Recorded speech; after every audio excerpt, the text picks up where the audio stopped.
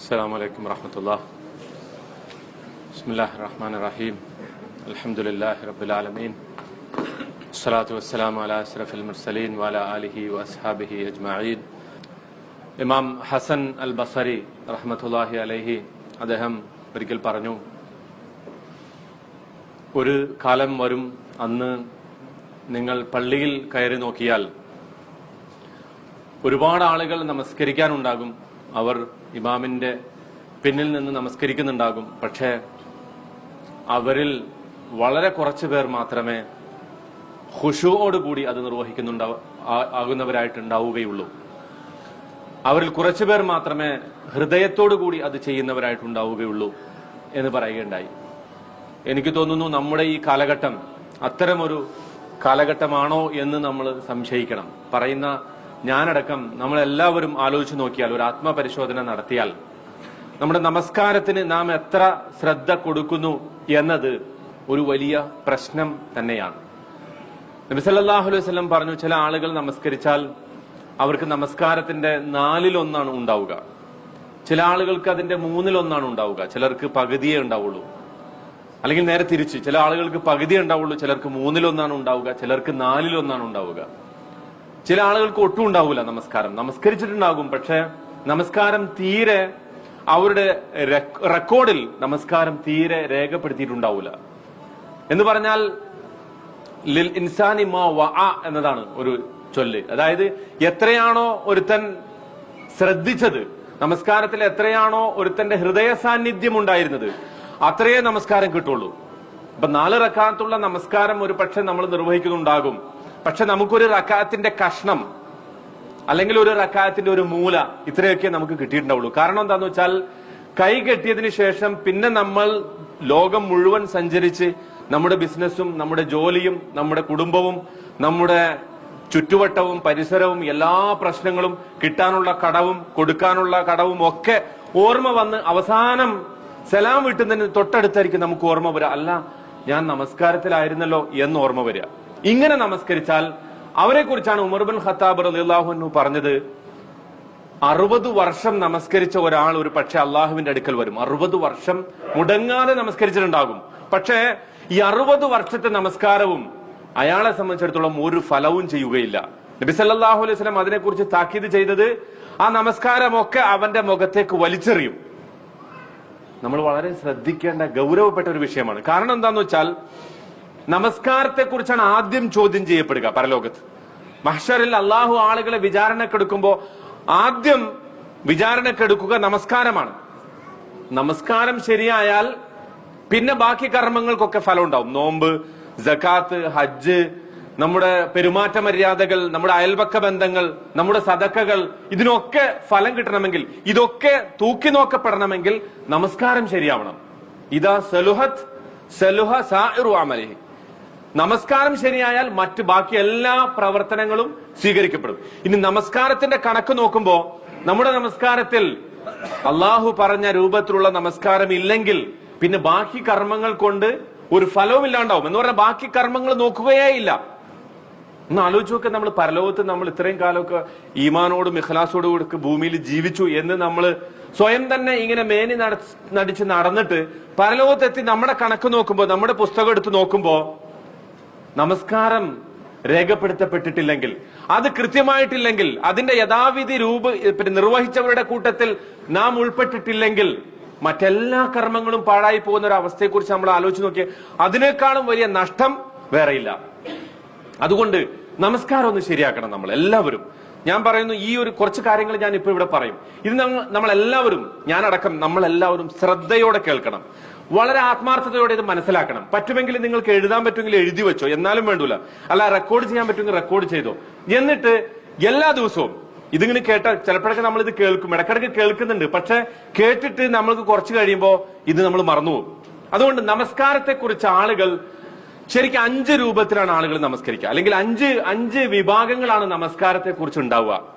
അതിൽ ആദ്യത്തെ വിഭാഗം എന്ന് പറഞ്ഞാല്, നമസ്കാരത്തെ കുറിച്ച് തീരെ അവർക്കൊരു പരിഗണന ഉണ്ടാവില്ല. അവര് അതിന്റെ സമയം തീരെ ശ്രദ്ധിക്കൂല. തോന്നുമ്പോഴൊക്കെ നമസ്കരിക്കും. തോന്നുമ്പോഴൊക്കെ ഇപ്പൊ നമ്മൾ ഒരാളെ കുറിച്ച് പറയണം, ഒരാൾ പറയണം എനിക്ക് ഹജ്ജ് ദുൽഹജ്ജ് മാസത്തിൽ ചെയ്യാൻ പറ്റൂല, ഞാൻ എന്റെ ജോലി തിരക്കൊക്കെ കഴിഞ്ഞ് എനിക്ക് ലീവ് കിട്ടുന്ന സമയം റമദാനിലാണ്. റമദാനിൽ ഞാൻ പോയിട്ട് പിന്നെ മക്കത്ത് പോയി തവാഫ് ചെയ്തു, പിന്നെ സഅയ് ചെയ്തു, പിന്നെ അറഫയിൽ പോയിട്ട് കുറച്ച് നിന്നു, മുസ്ദലിഫയിൽ വന്ന് രാത്രി താമസിച്ചു, മിനയിൽ വന്ന് കല്ലെറിഞ്ഞു. ഇങ്ങനെ ഒരാൾ റമദാനിൽ ചെയ്തിട്ട് അയാൾ പറഞ്ഞു ഞാൻ ഹജ്ജ് ചെയ്തു എന്ന് പറഞ്ഞാൽ നമ്മൾ അയാളെ കുറിച്ച് എന്താ പറയാ?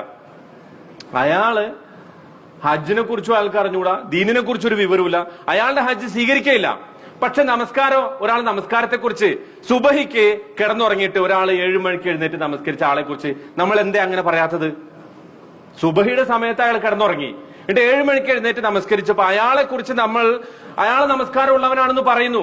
പക്ഷെ അങ്ങനത്തെ ഒരാള് ഹജ്ജിന്റെ വിഷയത്തിൽ ഇങ്ങനെ ചെയ്താൽ, ദുൽഹജ്ജിൽ ഹജ്ജ് ചെയ്യേണ്ടതിന് പകരം റമദാനിൽ പോയി ഹജ്ജ് ചെയ്താൽ ഹജ്ജ് ചെയ്തവനായിട്ട് നമ്മൾ പറയോ? ഇല്ല. അതുപോലെ തന്നെയാണ് നമസ്കാരത്തിന് വിഷയം. അത് സമയബന്ധിതമായി ചെയ്യണം. അപ്പൊ ആദ്യത്തെ വിഭാഗം ആളുകള് നമസ്കാരത്തിന്റെ സമയം പരിഗണിക്കൂല, അതിന്റെ ഉളു മര്യാദക്ക് എടുക്കൂല, അതിന്റെ റുക്കിനുകള്, നിർബന്ധ ഘടകങ്ങളെ കുറിച്ച് തീരെ പരിഗണനയില്ല.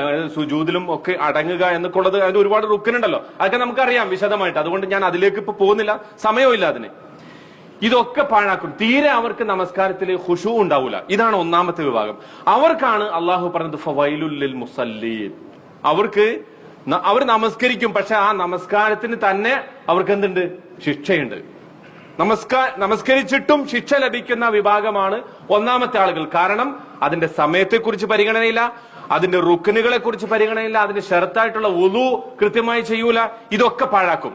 പിന്നെ നമസ്കാരത്തിൽ തീരെ ഖുശൂ ഉണ്ടാവില്ല, തീരെ മനസാന്നിധ്യം ഉണ്ടാവില്ല. നമസ്കരിക്കാൻ നിൽക്കുന്നുണ്ടാവുള്ളൂ, അതിന്റെ ഒരു ഘടനയൊക്കെ അവർ ചെയ്യും, പക്ഷെ പൂർണ്ണമായും അതിൽ അശ്രദ്ധരായിരിക്കും. ഒന്നാമത്തെ വിഭാഗം. രണ്ടാമത്തെ വിഭാഗം, അവര് നമസ്കാരത്തിന്റെ സമയത്തെക്കുറിച്ച് ശ്രദ്ധ ഉണ്ടാവും, അവർക്ക് കൃത്യസമയത്തായിരിക്കും നിസ്കരിക്കുക. പിന്നെയോ അതിന്റെ ഉളു മര്യാദക്ക് എടുക്കും, അതിനൊന്നും ഒരു പ്രശ്നം ഉണ്ടാവില്ല. റുക്കനുകളും മര്യാദക്ക് ചെയ്യും, പക്ഷേ തീരെ എന്തുണ്ടാവില്ല? ഖുശൂ ഉണ്ടാവില്ല. അത് ആ വിഷയത്തിൽ തീരെ അവർക്ക് ശ്രദ്ധയില്ല. എന്താണ് പറയണെന്ന് അറിഞ്ഞൂടാ, അതിന്റെ അർത്ഥം അറിഞ്ഞൂടാ, ഓതുന്നത് എന്താണെന്ന് അറിഞ്ഞൂടാ, വജ്ഹത്ത് മുതൽ സലാം വീട്ടുന്നത് വരെ അതിൽ പറയുന്ന ഒരു സംഗതിയെ കുറിച്ചും തീരെ വിവരമില്ല അവർക്ക്. ഖുശൂ എന്ന് പറയുന്നത് തീരെയില്ല. അവരെ കുറിച്ച് പറഞ്ഞത് അവരുടെ നമസ്കാരം അവരുടെ മുഖത്തേക്ക് തന്നെ വലിച്ചെറിയും. നമസ്കാരം കൊണ്ട് ശിക്ഷ ഉണ്ടാവില്ല, മറിച്ച് അവരുടെ നമസ്കാരം തീരെ സ്വീകരിക്കപ്പെടൂല. അപ്പൊ രണ്ടാമത്തെ വിഭാഗം. ആദ്യത്തെ വിഭാഗം എല്ലാം അശ്രദ്ധ, അവരുടെ നമസ്കാരം കൊണ്ട് അവർക്ക് ശിക്ഷ. രണ്ടാമത്തെ വിഭാഗം അവരുടെ ബാക്കിയുള്ള അതിന്റെ ബാഹ്യരൂപങ്ങളൊക്കെ ശരിയായിരിക്കും, പക്ഷെ ഖുശൂ ഉണ്ടാവില്ല, അവരുടെ നമസ്കാരം സ്വീകരിക്കപ്പെടില്ല. ഇനി മൂന്നാമത്തെ ഒരു വിഭാഗം, അവര് ഇതെല്ലാം ഭംഗിയായിട്ട് ചെയ്യും, പക്ഷെ അത് സമയത്ത് നിർവഹിക്കും, ഉളു മര്യാദക്ക് എടുക്കും, അതിന്റെ റുക്കനുകളൊക്കെ പാലിക്കും. പിന്നെ ഖുശൂവിന്റെ വിഷയത്തിൽ ഇവരൊരു യുദ്ധത്തിലായിരിക്കും. എന്ന് പറഞ്ഞാൽ കൈ കെട്ടുമ്പോ നല്ല ഓർമ്മ ഉണ്ടാവും, അവർക്ക് നന്നായിട്ട് നമസ്കരിക്കണം എന്നൊക്കെ വിചാരം ഉണ്ടാവും. പക്ഷെ കുറച്ചങ്ങ് എത്തിക്കഴിയുമ്പോ എന്തു പറ്റും? ശ്രദ്ധ വിട്ടുപോകും. അപ്പൊ വീണ്ടും കുറച്ചങ്ങ് എത്തിക്കഴിയുമ്പോൾ അവർക്ക് ഓർമ്മ വരും. ചിലപ്പോൾ ആദ്യത്തെ റക്കാത്തില് അങ്ങനെ അങ്ങോട്ട് പോയിട്ട് സുജൂദിൽ എത്തുമ്പോഴാണ് ഓർമ്മ വരാം, അപ്പൊ വേഗം തിരിച്ചു വരും. അവരൊരു ജിഹാദിലാണ്. അവരെ സംബന്ധിച്ച് പറഞ്ഞത് അവർ അധിക സമയവും ഓർക്കും, പക്ഷെ പലപ്പോഴും അവർക്ക് എന്ത് ചെയ്യും? ശ്രദ്ധ തെറ്റിപ്പോവും. അങ്ങനെയുള്ള ആളുകളെ കുറിച്ച് അവർക്ക് രണ്ട് കൂലി ഉണ്ടെന്ന് പറഞ്ഞ. എന്തുകൊണ്ട്? ഒന്ന്, അവർ ഖുശൂവിന് വേണ്ടി ഖുശൂ നിർവഹിക്കുന്നു, അത് പാലിക്കുന്നു. നമസ്കാരത്തിൽ ഭയഭക്തി, അള്ളാഹുവിനെ കുറിച്ചുള്ള വണക്കം വഴക്കൊക്കെ പാലിക്കുന്നു. രണ്ടാമത് അവരൊരു ജിഹാദിലാണ്, പിശാചുമായിട്ടുള്ള യുദ്ധത്തിലാണ്. കാരണം നബി സല്ലല്ലാഹു അലൈഹി വസല്ലം പറഞ്ഞു, നിങ്ങൾ നമസ്കരിക്കാൻ നിൽക്കുമ്പോ ഒരു പിശാചിന്, ഖൻസർ എന്ന് പറയുന്ന ഒരു പിശാചിനെ കുറിച്ചാണ്. ആ പിശാചിനെ ഞാൻ അള്ളാഹു തന്നെ ആ അർത്ഥത്തിൽ ഒരു പിശാച് പ്രത്യേകമായിട്ട് നമസ്കാരത്തിൽ നമ്മളെ വഴിതെറ്റിക്കാൻ വരുന്നുണ്ട്. നമുക്ക് എല്ലാവർക്കും അത് ബോധ്യം ഉണ്ടാവും, അല്ലെ? എല്ലാ കടങ്ങളും ഓർമ്മ വരെ എപ്പോഴാ? നിസ്കാരത്തിലാണ്. ഇതിനുശേഷം എപ്പോഴും നിസ്കരിക്കാൻ നിന്നാൽ നമുക്ക് ആദ്യം ഓർമ്മ വരെ ഈ നിസ്കാരത്തിന് ശേഷം എന്ത് ചെയ്യണം അതിനെക്കുറിച്ചായിരിക്കും നമ്മുടെ ചിന്ത. ഇപ്പൊ തന്നെ ഇവിടെ ജുമക്ക് നിൽക്കുമ്പോ തന്നെ നമ്മുടെ ചിന്ത എന്തായിരിക്കും? പോയിട്ട് ബിരിയാണി ഉണ്ടണം, കുറച്ച് ഉറങ്ങണം, അല്ലെങ്കിൽ ഇന്ന സ്ഥലത്ത് എനിക്ക് പോകാനുണ്ട്, വൈകുന്നേരം പാർക്കിൽ പോകണം. ഇങ്ങനെയുള്ള ചിന്തകളായിരിക്കും നമസ്കരിക്കാൻ നിൽക്കുമ്പോൾ നമ്മുടെ മനസ്സിലേക്ക് വരിക. ഇതെന്തുകൊണ്ടാ? ഈ പിശാജ് നമ്മളെ പെട്ടെന്ന് ആക്രമിക്കും. അപ്പൊ മൂന്നാമത് പറഞ്ഞ വിഭാഗം ഈ പിശാചുമായിട്ട് നിരന്തരം യുദ്ധത്തിൽ ഏർപ്പെട്ട് ശ്രദ്ധ ഇങ്ങോട്ട് തിരിച്ചു കൊണ്ടുവരാൻ വേണ്ടി പരിശ്രമിച്ചുകൊണ്ടിരിക്കും. അതുകൊണ്ട് അവർക്ക് രണ്ട് കൂലിയുണ്ടെന്നാ പറഞ്ഞ. പക്ഷെ അവർക്കും പൂർണ്ണമായി നമസ്കാരം ലഭിച്ച ആളുകളുടെ കൂട്ടത്തിൽ അവർ ഉൾപ്പെടൂല. കാരണം എന്താ? അവര് ഇടക്കിടക്ക് ശ്രദ്ധ തെറ്റിപ്പോകുന്നു, പക്ഷെ പ്രതിഫലം അവർക്കുണ്ട്. നാലാമത്തെ വിഭാഗം, അവർ ഇതൊക്കെ പാലിക്കും, പരിപൂർണമായും ഖുശൂ ഉണ്ടാവും. എന്ന് പറഞ്ഞാൽ നമസ്കാരത്തിന്റെ സമയം കൃത്യമായി പാലിക്കും, ഒന്നു കൃത്യമായി ചെയ്യും, അതിന്റെ റുക്കനുകൾ നിർബന്ധമായും ചെയ്യും, നമസ്കാരത്തിൽ പൂർണ്ണമായ ഖുശൂ ഉണ്ടാവും. അവരെ കുറിച്ച് പറഞ്ഞത് അവർ ഹബീബുർ റഹ്മാൻ, പരമകാരുണികനായ അള്ളാഹുവിന് ഏറ്റവും ഇഷ്ടപ്പെട്ട ആളുകളാണ് അവരെന്നാണ് പറഞ്ഞത്. അവർക്ക് അള്ളാഹുവിനെ കുറിച്ചുള്ള പൂർണ്ണമായ ബോധത്തോടു കൂടി ആദ്യം മുതൽ അവസാനം വരെ നമസ്കാരത്തിൽ തീരെ ഒരിക്കലും അശ്രദ്ധയില്ലാതെ പരിപൂർണമായ ശ്രദ്ധയോടുകൂടി നിൽക്കും. ഇനി അഞ്ചാമത്തെ വിഭാഗം, അവരാണ് ഏറ്റവും ടോപ്പ്, ഇതിന്റെ ജനത്തിലുള്ള ആളുകൾ, ഇതിന്റെ ഉച്ചകോടിയിൽ നിൽക്കുന്ന ആളുകൾ. അവരുടെ പ്രത്യേകത എന്താണെന്നറിയോ? അവർ നമസ്കരിക്കാൻ നിന്നാൽ അവരുടെ ഹൃദയം എടുത്തിട്ട് അവർ അള്ളാഹുവിന്റെ മുന്നിൽ അങ്ങോട്ട് വച്ചു കൊടുക്കും. എന്ന് പറഞ്ഞാൽ ഈ ലോകവുമായിട്ടുള്ള സകല ബന്ധവും അവർ മുറിച്ചു കളയും. അങ്ങനെ മുറിച്ചു കളയുന്നതോട് കൂടി നമസ്കാരത്തിന്റെ ഇടയിൽ എന്ത് ലോകത്ത് സംഭവിച്ചാലും അവരറിയൂല. അവരെ കുറിച്ച് നമുക്കറിയാൻ പറ്റും. ഉർവത്ത് ബിൻ സുബൈർ റളിയല്ലാഹു അൻഹു, അദ്ദേഹത്തെ കുറിച്ച് നമ്മൾ കേട്ടിട്ടുണ്ടോ? അദ്ദേഹത്തിന് ഡോക്ടർമാരെ നിർദ്ദേശിച്ചു അദ്ദേഹത്തിന്റെ കാല് മുറിക്കണം, കാല് മുറിച്ചു കളയണം. അദ്ദേഹത്തിന് ഒരു അസുഖം വന്നപ്പോ കാല് മുറിച്ചു കളയാൻ നിർദ്ദേശിച്ചു. അപ്പോ ഡോക്ടർമാർ പറഞ്ഞു, പിന്നെ കാല് മുറിക്കണമെങ്കിൽ ബോധം കെടുത്തണം, ബോധം കെടുത്താനുള്ള മരുന്ന് കൊണ്ടെന്ന് പറഞ്ഞു. ബോധം കെടുത്തണ്ട, നിങ്ങൾ എന്റെ ബോധം കെടുത്തണ്ട, മറിച്ച് ഞാൻ നമസ്കരിക്കാൻ നിൽക്കാം. ഞാൻ നമസ്കരിക്കാൻ നിന്ന് കഴിയുമ്പോ ഞാൻ നിന്ന് ഫാത്തിഹയൊക്കെ ഓതി, സൂറത്തെല്ലാം ഓതി, അങ്ങനെ സുജൂദിലേക്ക് പോകുന്ന സന്ദർഭമുണ്ടല്ലോ, ആ സമയത്ത് നിങ്ങൾ എന്റെ കാല് മുറിച്ചു. എന്നെ ബോധം കെടുത്തണ്ട. കാരണം ബോധം കെടുത്തിയാൽ എനിക്ക് അള്ളാഹുവിനെ കുറിച്ചുള്ള ഓർമ്മ അത്ര സമയത്തേക്ക് പോലും നഷ്ടമാകാൻ ഞാൻ ഇഷ്ടപ്പെടുന്നില്ല. അതുകൊണ്ട് ഞാൻ നമസ്കാരത്തിൽ പ്രവേശിക്കാം, നിങ്ങൾ എന്റെ കാല് മുറിച്ചു. അദ്ദേഹം നമസ്കാരത്തിൽ പ്രവേശിച്ചു, ഫാത്തിഹ ഓതി, കരയാൻ തുടങ്ങി, സൂറത്ത് ഓതി, റുക്കു, പിന്നെ അത്തിദാല്, സുജൂദിലേക്ക് ചെയ്തു. സുജൂദിലേക്ക് അങ്ങോട്ട് എത്തുന്നതോടുകൂടി ഡോക്ടർ കാല് മുറിക്കാൻ, അന്നത്തെ സമ്പ്രദായം അനുസരിച്ച് കാല് മുറിക്കാനുള്ള നടപടി ആരംഭിച്ചു. ഒരല്പം അനക്കം പോലും അദ്ദേഹത്തിൽ നിന്ന് അനുഭവപ്പെട്ടില്ല എന്ന് മാത്രമല്ല, നമസ്കാരം പൂർണ്ണമായി നിർവഹിച്ച അദ്ദേഹം എഴുന്നേറ്റപ്പോ അദ്ദേഹം ചോദിച്ചു, കാല് മുറിച്ചോ? മുറിച്ചു. അദ്ദേഹം പറഞ്ഞു, എനിക്ക് എന്റെ ജീവിതത്തിൽ അല്ലെങ്കിൽ എന്റെ ശരീരത്തിന്റെ ഒരു ഭാഗത്തും ഒരു വേദന പോയിട്ട് ഒരു നനവ് പോലും എനിക്ക് അനുഭവപ്പെട്ടില്ല, അത്രത്തോളം ഞാൻ അള്ളാഹുവിനെ കുറിച്ചുള്ള ആ ചിന്തയിലായിരുന്നു എന്ന് അദ്ദേഹം പിന്നീട് പറഞ്ഞതായിട്ട് നമുക്ക് കാണാൻ സാധിക്കും. ഇത് സംഭവിച്ച സംഗതിയാണ്. ഒരു സഹാബിനെ കുറിച്ച് പറയപ്പെട്ട, അദ്ദേഹം ഒരു പള്ളിയിൽ നമസ്കരിച്ചുകൊണ്ടിരിക്കുമ്പോൾ പള്ളിയുടെ ഒരു ഭാഗം ഇടിഞ്ഞു വീണു. പള്ളിയുടെ ഒരു ഭാഗം ഇങ്ങനെ തകർന്നു വീഴണം. അപ്പൊ ആളുകളൊക്കെ ഒച്ചെടുത്തു, അദ്ദേഹത്തെ ചൂണ്ടിട്ട് ദൂരെ നിന്ന് ആളുകൾ ഒച്ചെടുത്തു. പക്ഷെ അദ്ദേഹം നമസ്കാരം അവിടെ തന്നെ നിർവഹിച്ചു. എല്ലാം കഴിഞ്ഞപ്പോൾ ആളുകൾ ചോദിച്ചു, അദ്ദേഹം അതിന് കഴിഞ്ഞതിന് ശേഷമാണ് പള്ളിയൊക്കെ ഇടിഞ്ഞു പൊളിഞ്ഞ് വീണത് മനസ്സിലായത്. പക്ഷെ അദ്ദേഹത്തിന്റെ ഭാഗത്ത് ഭാഗ്യത്തിനൊന്നും സംഭവിച്ചില്ല. ആളുകളോട് അദ്ദേഹം ചോദിച്ചു, ഇതെന്താ നിങ്ങൾ എന്നോട് പറയാഞ്ഞ? അവര് പറഞ്ഞു, ഞങ്ങൾ ഇത് വീഴുന്നത് കണ്ട് താങ്കൾ ഒരുപാട് താക്കീത് ചെയ്തു, ഒരുപാട് വിളിച്ചു, പക്ഷെ താങ്കൾ അത് കേട്ടില്ല. ഇതാണ് അഞ്ചാമത്തെ വിഭാഗം. നബി സല്ലല്ലാഹു അലൈഹി വസല്ലമയെ കുറിച്ച് നമ്മൾ പറഞ്ഞല്ലോ, നമസ്കരിക്കാൻ നിൽക്കുമ്പോഴേക്കും ഹൃദയത്തിന്റെ ഉള്ളിൽ നിന്ന് ഒരു ശബ്ദം വരും. എങ്ങനെയാണ്? കരഞ്ഞിട്ട്, കരച്ചിലിന്റെ ആ ഒരു തേങ്ങിക്കരച്ചിലിന്റെ ഒരു ശബ്ദം ചീനച്ചട്ടിയിൽ, നല്ല ചൂടുള്ള ചീനച്ചട്ടിയിൽ എണ്ണ ഒഴിച്ചിട്ട് അതിൽ വെള്ളമൊഴിച്ചാൽ എങ്ങനെ ഉണ്ടാകും?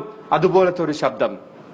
അബൂബക്കർ സിദ്ദീഖ് റളിയല്ലാഹു അൻഹുവിനെ കുറിച്ച്, ഉമർ ഇബ്നുൽ ഖത്താബ് റളിയല്ലാഹു അൻഹുവിനെ കുറിച്ച്, ഉമർ ഇബ്നു അബ്ദുൽ അസീസ് റളിയല്ലാഹു അൻഹുവിനെ കുറിച്ച്, അദ്ദേഹം ഒരിക്കൽ ഇങ്ങനെ പള്ളിയിൽ നമസ്കരിച്ചുകൊണ്ട് നിൽക്കുമ്പോൾ അദ്ദേഹം ഒരു ആയത്ത് ഓതി, ഫഅൻദർതുകും നാറൻ തലല്ലാ, അള്ളാഹുവിന്റെ ആ നരകശിക്ഷയെ കുറിച്ച് ഓതി. അദ്ദേഹം കരഞ്ഞു, പള്ളി മൊത്തം കരഞ്ഞു. ചിലർക്ക് നമസ്കാരം പലപ്പോഴും പൂർത്തിയാക്കാൻ സാധിക്കാറില്ല, കാരണം കരച്ചിലുകൊണ്ട് അവർ അവിടെ വീണു പോവുകയാണ്.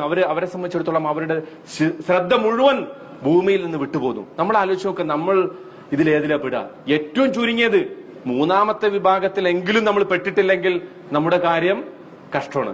മൂന്നാമത്തെ വിഭാഗം എന്ന് പറഞ്ഞാൽ ശ്രദ്ധിക്കും, പക്ഷെ വിട്ടുപോകും. പക്ഷെ നമ്മൾ ഉൾപ്പെടാൻ ശ്രമിക്കേണ്ടത് 4ഉം 5ഉം വിഭാഗത്തിലാണ്. 5ലെത്തുക എന്ന് പറഞ്ഞാൽ വളരെ പ്രയാസമാണ്. പക്ഷേ സാധിക്കുമെന്നതിന്റെ തെളിവുകളാണ് ഈ കാണുന്നതൊക്കെ. അതിനെന്ത് വേണം? നമ്മുടെ ഈമാനിനെ ശക്തിപ്പെടുത്തണം. ഇനി ഞാൻ പറയാൻ പോകുന്നത് കുറച്ച് കാര്യങ്ങളാണ്. ഈ കുറച്ച് കാര്യങ്ങൾ നമ്മളെല്ലാവരും ശ്രദ്ധിച്ചാൽ നമസ്കാരത്തിൽ നമുക്ക് ഖുശൂ ഉണ്ടാക്കിയെടുക്കാൻ സാധിക്കും. ഇത് കേട്ടിട്ട് നമ്മൾ പുറത്തേക്ക് കളയാനുള്ളതല്ല, മറിച്ച് നമ്മുടെ ജീവിതത്തിൽ, നിത്യജീവിതത്തിൽ ഓരോ സന്ദർഭത്തിലും നമ്മൾ പ്രാക്ടിക്കലാക്കാനുള്ളതാണ്. ഒന്നാമത് നമസ്കാരത്തിൽ ശ്രദ്ധ കിട്ടാൻ വേണ്ടത് എന്താന്ന് വെച്ചാൽ, ഇമാം ഹസനുൽ ബസ്രിയോട് റഹ്മത്തുള്ളാഹി അലൈഹി, അദ്ദേഹത്തോട് വന്നിട്ട് ഒരാൾ ചോദിച്ചു, ഇമാമെ, ഞാൻ എത്ര തന്നെ എഴുന്നേൽക്കാൻ ശ്രമിച്ചാലും, സുബഹിക്ക് എഴുന്നേൽക്കാൻ ശ്രമിച്ചാലും, അതുപോലെ തന്നെ രാത്രി നമസ്കാരത്തിന് ഖിയാമുൽ ലൈലിന് എഴുന്നേൽക്കാൻ ശ്രമിച്ചാലും എനിക്ക് എഴുന്നേൽക്കാൻ പറ്റുന്നില്ല, ഞാൻ എത്ര തന്നെ ശ്രമിച്ചിട്ടും എഴുന്നേൽക്കാൻ പറ്റുന്നില്ല. അദ്ദേഹം പറഞ്ഞു, എന്താ പറഞ്ഞെന്നറിയോ? നിങ്ങളുടെ പാപങ്ങൾ നിങ്ങളെ മൂടിയിരിക്കുന്നു, നിങ്ങളുടെ പാപങ്ങൾ നിങ്ങളെ മൂടിയിരിക്കുന്നു, അതുകൊണ്ടാണ് നമസ്കാരത്തെ കുറിച്ച് നിങ്ങൾക്ക് ഇത്ര അശ്രദ്ധ വരുന്നത് എന്ന് പറഞ്ഞാൽ ആദ്യത്തെ സംഗതി അതാണ്. നമസ്കാരത്തിൽ ശ്രദ്ധ